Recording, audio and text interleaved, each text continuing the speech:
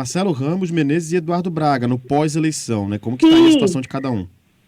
Vamos falar logo do Eduardo Braga. A gente começou a falar do Eduardo Braga. É o seguinte, a gente já tinha falado, Eduardo Braga, mesmo perdendo, ele passou por uma depuração no período eleitoral de limpeza. A gente politicamente já sabia do desgaste da eleição passada, dos 4 anos de desgaste, dos adversários que ele teve na mídia e tudo mais. Então, ele precisava participar, disputar a eleição.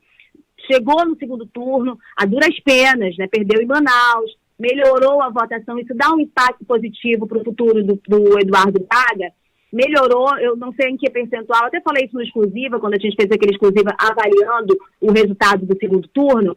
A gente não sabe também, tem um percentual de pessoas que votaram no Eduardo Braga, não foi porque gostavam do Eduardo Braga, tem uma rejeição ainda, mas votaram em função de serem anti-Bolsonaro, né, anti-Wilson Lima, bolsonarista, tudo mais. Então, eles votaram neste sentido, é um voto meio que de convicção ideológica mesmo, rejeitando Eduardo Braga. Mas penso que, no modo geral, ele tem alguma coisa a apresentar.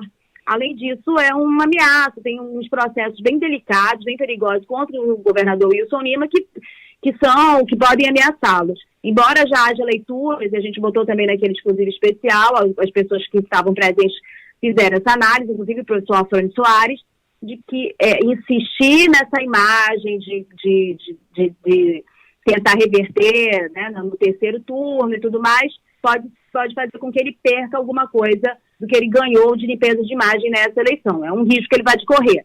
E aí vai avaliar politicamente quais são os outros, né? Claro que sim. Agora, neste momento, o Eduardo Braga acabou a eleição, tem mais protagonismo político? Não, muito pelo contrário. Como a gente sempre disse, ele e o Omar Aziz são importantes lideranças e têm grande influência no Congresso Nacional. O Eduardo Braga tem mais 4 anos de mandato de senador e não é de qualquer partido, é do MDB, partido que a gente viu da importância. Claro que não saiu tão forte das urnas como nas eleições anteriores, mas continua com muita importância em função das pessoas que estão representando o MDB hoje lá no Congresso. Uma delas é Eduardo Braga. Além disso, observa que o assunto que mais está pautando a política nos últimos momentos e a economia é o orçamento do próximo ano, inclusive dando um protagonismo muito grande para o Lula em detrimento a um desaparecimento que o próprio Bolsonaro escolheu nesse período pós-eleição. Pois bem, quem é o relator desse orçamento? O senador Marcelo Castro, que é do MDB, do Piauí, vice-líder do Eduardo Braga. Ele está para lá, articulado,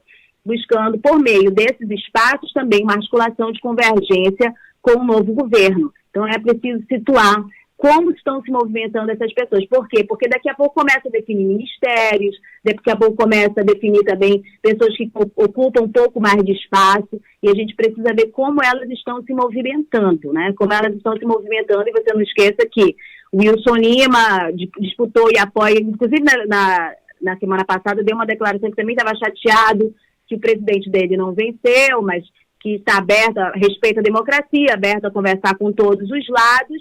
Vai precisar de uma conversa, um diálogo com o PT, como qualquer governo precisa, ainda mais um governo como o estado do Amazonas. No entanto, o adversário dele está lá, né? Está lá do outro lado. Então, tem todos esses detalhes que a gente precisa observar nessas convergências que vão acontecer nos próximos meses.